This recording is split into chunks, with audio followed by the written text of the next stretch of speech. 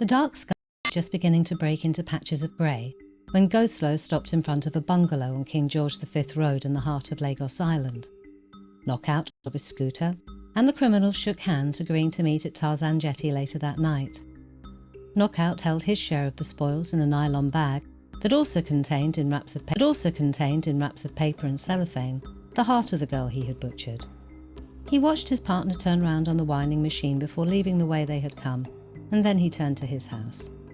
He had inherited the building from his father, who had inherited it from his own father, and so on for 4 generations.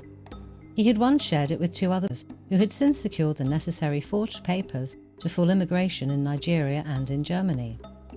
He liked to think that most of the big families in Lagos still had family homes close to his in the shanties of Lagos Island, even if the once proud homes were now divided into rooms rented to the people the city didn't care about. Side of the backyard, where a wire stretched from his wall to the wall of the adjacent bungalow.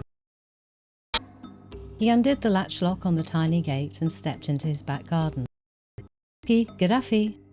2 purebred dogs ran up to him from their open cage and jostled his fingers to rub through their black coats. Like many such breeds, still had their tails. He was shocked when he discovered Dobermans aren't born with tails. He couldn't understand how anyone could chop off a puppy's tail shortly after birth. What kind of person would do that to a dog? Knockout unwrapped the parcel and took the meat at his dogs.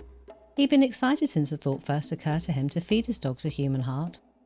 Watch the beasts nervously sniff at their meal, nudge it with their wet noses, look up at him unsure, sniff again. The thrill built in him. He couldn't wait to watch them feed on it. One dog snatched the meat and growled, clenching it in its jaws. The other fought for it, and Knockout chuckled. Then his eyelids retracted as a thought landed in his head. Shit!